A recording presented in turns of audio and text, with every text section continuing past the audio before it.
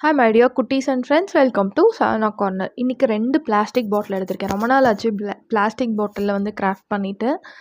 So 2 பாட்டிலில் என்ன பண்ண போகிறோன்னா, கட் பண்ணிக்கலாம். ஃபர்ஸ்ட் அந்த ரேப்பர்லாம் எடுத்துகிட்டு ஒரு பாட்டில்லையும் இப்போ நான் கட் பண்ணுற மாதிரி பெரிய நல்ல நீளமான ஒரு லீஃப் மாதிரி நம்ம கட் பண்ணி எடுத்துக்கலாம்.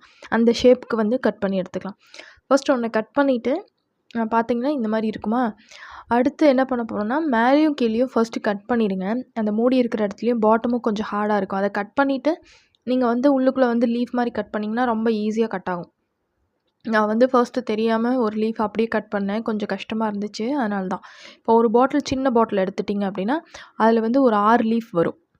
இந்த மாதிரி நான் 2 பாட்டில் எடுத்திருக்கேன். 2 பாட்டில்லையும் லீஃப் மாதிரி கட் பண்ணி எடுத்து வச்சுட்டு, அடுத்து ஒரு கேண்டில் எடுத்துக்கோங்க. கேண்டில் பற்ற வச்சுட்டு, இப்போது அந்த லீஃபோட எட்ஜஸ் மட்டும் லைட்டாக இந்த மாதிரி மெல்ட் பண்ணுங்கள். அது எதுக்காகனா, அந்த லீஃப் வந்து ஃப்ளெக்சிபிள் ஆன மாதிரி ஒரு அன்ஈவன் ஷேப் கிடைக்கும். இன்னொன்று வந்து அந்த லீஃப் அந்த பீஸ் இருக்கு இல்லையா, அது வந்து ஷார்ப்பாக இருக்கும். நம்ம கட் பண்ணதுனால அந்த ஷார்ப்னஸ் வந்து கொஞ்சம் கம்மியாகும். கையில் வந்து எங்கேயும் பட்டுச்சுன்னா கிழிக்காமல் இருக்கும். அதுக்காக தான். ஸோ இப்போ எடுத்து வச்சுருக்க லீஃப் 12 லீஃப் எடுத்து வச்சுருக்கேன். எல்லாத்தையும் வந்து இந்த மாதிரி மெல்ட் பண்ணிக்கலாம். கேண்டில் இல்லாட்டி லைட்டரில் கூட நீங்கள் இந்த மாதிரி பண்ணிக்கலாம்.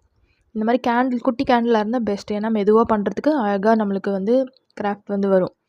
ஓகே, இப்போ எல்லா லீஃபையும் ரெடி பண்ணியாச்சு.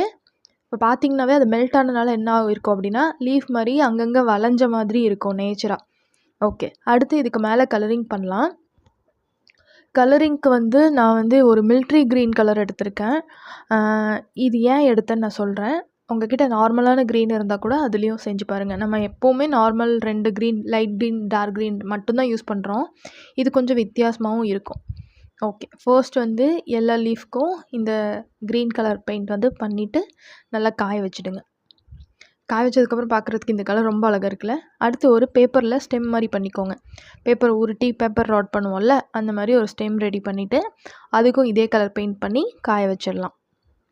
லீஃபெல்லாம் பார்க்குறதுக்கு ஏதோ அவரைக்காய் மாதிரி இருக்குதுன்னு நினைக்கிறேன். அழகாக இருக்குது இந்த கலர், எனக்கு ரொம்ப பிடிச்சிருக்கு.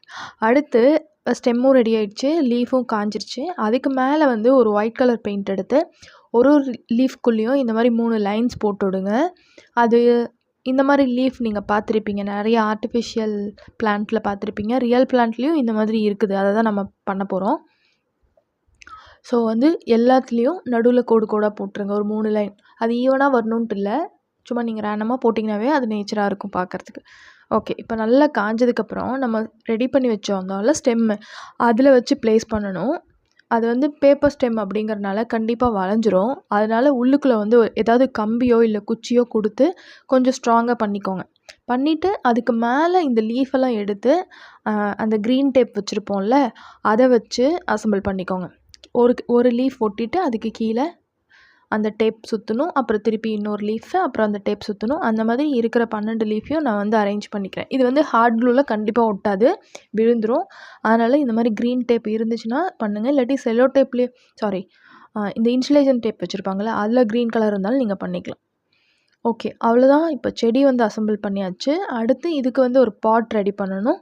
அது ஆல்ரெடி என்கிட்ட வந்து ஃப்ளவர் பாட் இருந்துச்சு. அதனால் அதில் வந்து கல்லெல்லாம் போட்டுட்டு இந்த செடியை வந்து அப்படியே உள்ளே வந்து நிற்க வச்சிடலாம். இல்லாட்டி மண் கூட போட்டு வைக்கலாம். கல் இல்லைன்னா நார்மலாக மண் போட்டு கூட நீங்கள் வச்சுக்கலாம். அடியில் வந்து ஹார்ட் க்ளூ போட்டு விட்டுட்டிங்கன்னா இன்னும் அழகாக இருக்கும். அசையாமல் அப்படியே ரொம்ப நாளைக்கு அப்படியே இருக்கும். ஓகே, அவ்வளோதான். இதை வந்து நான் எங்கள் வீட்டு டிவி செல்ஃப் மேலே வச்சுருக்கேன். நிஜமாகவே ரொம்ப அழகாக இருக்குது. பார்க்குறவங்க கேட்டாங்க, அழகாக இருக்குது, எங்கே வாங்கினீங்கன்னு சொல்லிட்டு. நம்ம பிளாஸ்டிக் பாட்டிலில் பண்ண மாதிரியே இருக்காது. கண்டிப்பாக இந்த வீடியோ இன்ஃபர்மேஷன் உங்களுக்கு பிடிக்கும்னு நினைக்கிறேன். பிடிச்சிருந்தால் லைக் பண்ணுங்கள், கமெண்ட் பண்ணுங்கள், ஷேர் பண்ணுங்கள். நெக்ஸ்ட் வீடியோவில் பார்க்கலாம். பாய் பாய் பாய்.